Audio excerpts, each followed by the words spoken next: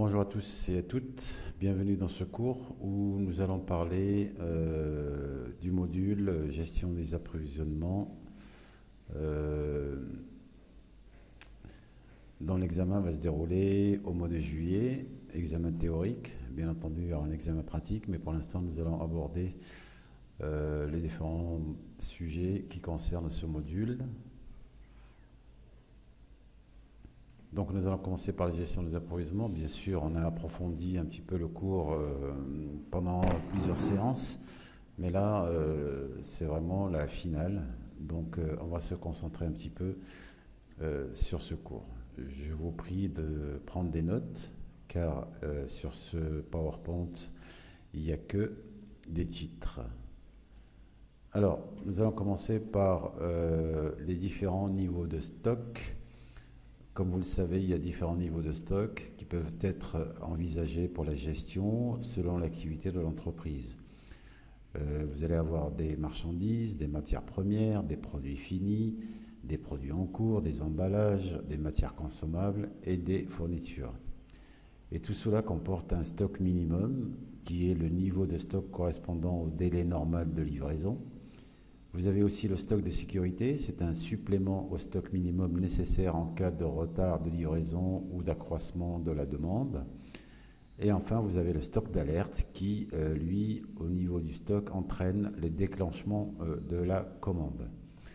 Voilà, ça c'est en ce qui concerne les différents niveaux de stock.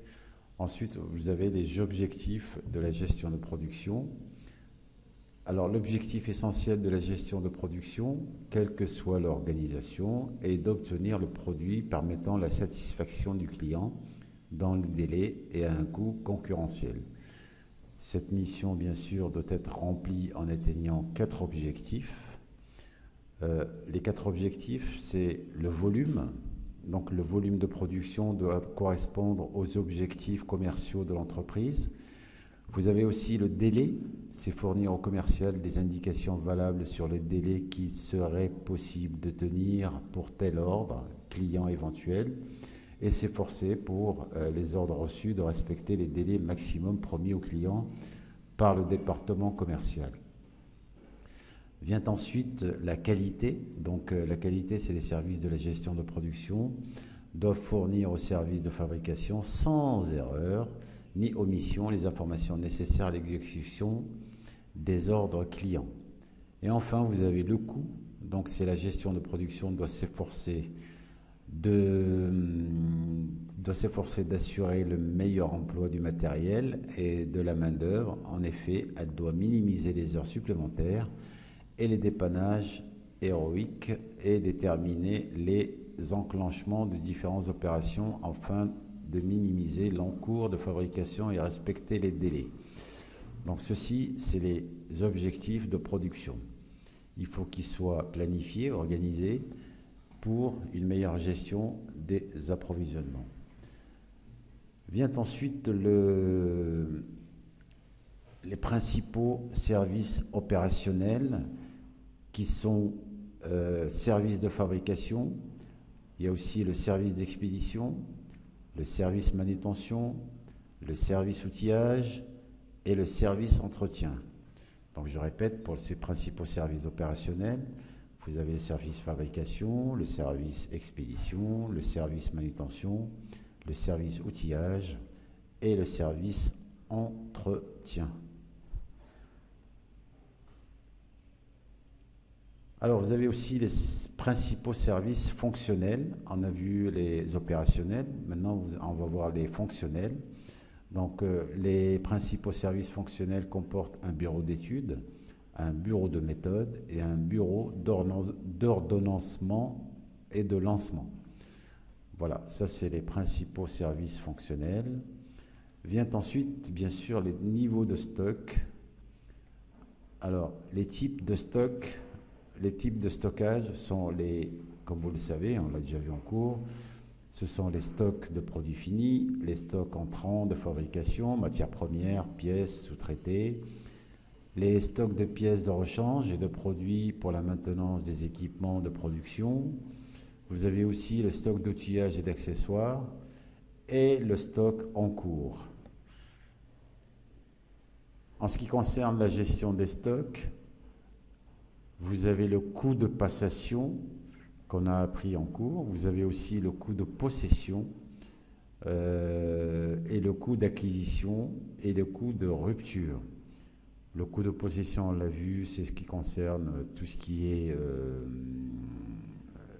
loyer, électricité, personnel, stockage, entreposage, tout ça. Et le coût de passation, je le répète, ce sont tous les frais téléphone, internet, voilà. D'accord? Ensuite vient le coût d'entreposage. Alors, il est principalement constitué de matériel de manutention, du coût d'amortissement ou de location de l'entrepôt, du coût du personnel du magasin, des primes d'assurance et des coûts de l'énergie fonctionnelle. Alors, je répète, peut-être que je vais trop vite. Le coût d'entreposage, il est principalement constitué de matériel de manutention, du coût d'amortissement ou de location de l'entrepôt, du coût du personnel du magasin, des primes d'assurance et du coût de l'énergie fonctionnelle. Le coût de passation de commande ou de lancement, comme on l'a vu précédemment, ça consiste à quoi? Eh bien, tout simplement, c'est un ensemble de coûts liés à la passation d'une commande ou de lancement de fabrication. À chaque fois, quand on veut commander quelque chose, forcément, il y a des coûts de passation. C'est-à-dire qu'on est obligé de téléphoner, on est obligé d'envoyer un courrier, on est obligé d'envoyer un mail, des devis, enfin tout ça, c'est des coûts de passation. Vient enfin le